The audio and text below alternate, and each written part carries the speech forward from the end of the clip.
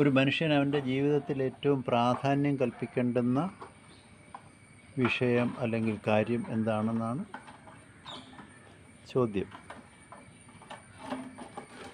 അതിപ്പോൾ പ്രായഭേദമന്യേ പലതിനും പല പ്രാധാന്യം. ഇപ്പോൾ വളരെ കുട്ടികളാണെങ്കിൽ കളിയിൽ കുറച്ചുകൂടെ യുവത്വമാകുമ്പോഴത്തേന് അത് അവരുടെ പാർട്ട്ണറോട് അങ്ങനെയൊക്കെയുള്ള ലവിനോട് ഒക്കെയാണ് അത് കാണുന്നത്. അതുപോലെ കുറച്ചുകൂടെ വന്നു കഴിയുമ്പോൾ നമ്മുടെ ഈ ഗൃഹസ്ഥന്മാരെന്ന് പറയുന്ന അല്ലെങ്കിൽ അങ്ങനെ പ്രായമുണ്ടാകുമ്പോൾ കുറേ സമൂഹത്തിലൊരു വിലയും നിലയും പണവും ഒക്കെ ഉണ്ടാക്കണം, അങ്ങനെയൊക്കെ ഉള്ളതാണ്. വാർദ്ധക്യത്തിലാകുമ്പോൾ ഈ ചെയ്ത കാര്യങ്ങളെല്ലാം ഇങ്ങനെ കളക്ട് ചെയ്ത് തൻ്റെ വ്യക്തിത്വത്തെ ഇങ്ങനെ ഉറപ്പിക്കുന്ന അല്ലെങ്കിൽ അതിൻ്റെ ഒരു അടിച്ചുറപ്പിക്കലാണ് വാർദ്ധക്യത്തിൽ നടക്കുന്നത്.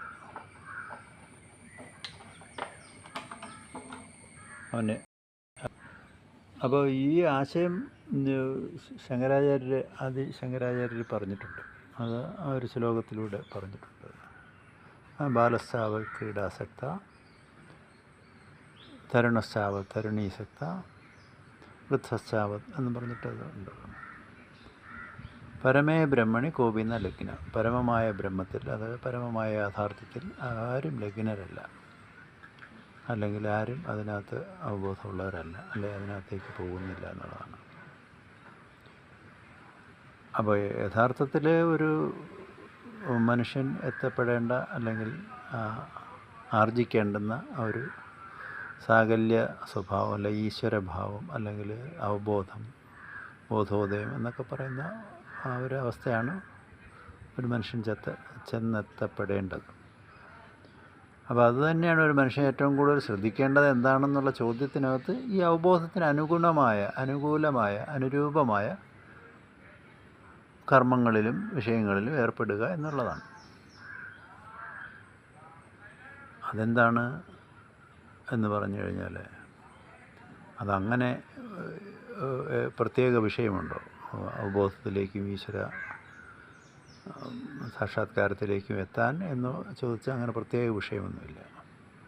എല്ലാ വിഷയവും നമ്മളിടപെടുന്ന എല്ലാ വിഷയങ്ങളും, മനുഷ്യരിടപെടുന്ന എല്ലാ വിഷയങ്ങളിലും ഈ ഒരു അവയർനെസ് അല്ലെങ്കിൽ ഈ ഒരു അവബോധം അല്ലെങ്കിൽ ഈ ഒരു കാഴ്ചപ്പാടോടുകൂടി ഇടപെട്ട് കഴിഞ്ഞാൽ ഈ പ്രപഞ്ചമെല്ലാം ഒന്നാണ്, ഈ പ്രപഞ്ചം ഒരു വലിയ സത്യത്തിൻ്റെ മാനിഫെസ്റ്റേഷനാണ് എന്നൊക്കെയുള്ള ആ ഒരു അറിവ് ഇടയ്ക്കിടയ്ക്ക് ഇങ്ങനെ ഉണ്ടായിരിക്കുന്നത് എല്ലാ കർമ്മങ്ങളെയും സംസിദ്ധമാക്കുകയും ഈ പ്രധാനമായ ലക്ഷ്യത്തിലേക്ക് നമുക്ക് എത്തുന്നതിന് പ്രയാസമില്ലാതെ വരും. അപ്പോൾ കുട്ടികൾ കളിക്കുമ്പോൾ അതിനകത്ത് വളരെ പ്രധാനമായിട്ട് വളരെ ശ്രദ്ധയോടുകൂടി വളരെ ഇൻവോൾവ്മെൻറ്റോടുകൂടി കളിക്കുക.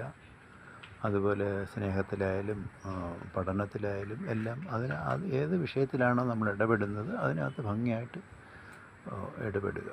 അത് ഇടപെടുന്നതിന് തടസ്സമായിരിക്കുന്നത് നമ്മുടെ ബുദ്ധിയിലുണ്ടാകുന്ന അല്ലെങ്കിൽ മുൻവിധികളിലുണ്ടാകുന്ന അല്ലെങ്കിൽ അജ്ഞാനത്തിലുണ്ടാകുന്ന കാര്യങ്ങളാണ്. ആ അജ്ഞാനത്തെ അല്ലെങ്കിൽ ആ മുൻവിധികളെ മാറ്റി വെച്ചുകൊണ്ട് ഇതിനെ കുറച്ചുകൂടെ ഫ്രഷായിട്ടോ അല്ലെങ്കിൽ സഹജമായോ ഒക്കെ പെരുമാറുമ്പോൾ ആ പ്രവൃത്തി ഭംഗിയാവുകയും അതിലൂടെ നമുക്ക് ഈ പ്രവൃത്തിക്കുള്ള അല്ലെങ്കിൽ വാസനയ്ക്കുള്ള അല്ലെങ്കിൽ ആ കർമ്മങ്ങൾ ഒഴിഞ്ഞു പോകാനുള്ള ആ കാര്യങ്ങൾ ഉണ്ടാവുകയും ചെയ്യും.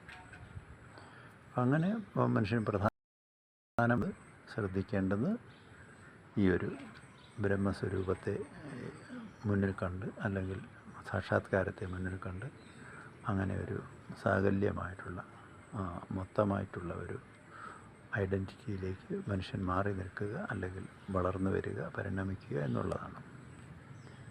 അപ്പോൾ ചുരുക്കി പറഞ്ഞാൽ ഏറ്റവും പ്രധാനമായിട്ട് മനുഷ്യൻ എന്തിനെയാണോ കാണേണ്ടത് അത് ഈ പ്രപഞ്ചത്തെ മുഴുവനാണ്, അത് ഈ ലോകത്തെ മുഴുവനാണ്, ഈ ഹോൾ എനർജിയാണ്, ഈ എനർജിയുടെ ഒരു ഭാഗമാണ്, ഈ എനർജിയുടെ ഒരു ഭാഗം മാത്രമാണ് നാം.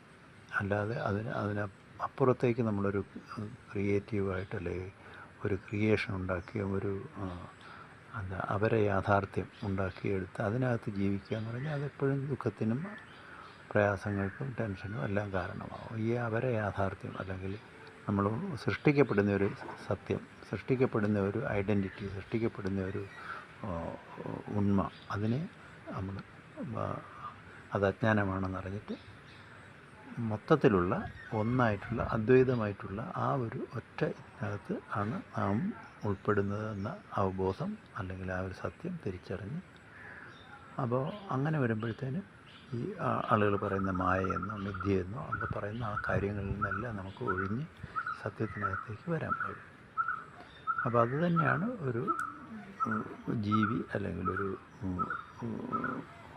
റിഫൈൻഡായിട്ടുള്ള അല്ലെങ്കിൽ വളർന്നുകൊണ്ടിരിക്കുന്ന പരിണമിച്ചുകൊണ്ടിരിക്കുന്ന ഒരു മനുഷ്യൻ്റെ ഏറ്റവും പ്രധാനമായ ലക്ഷ്യമാകേണ്ടത്. ഓക്കെ.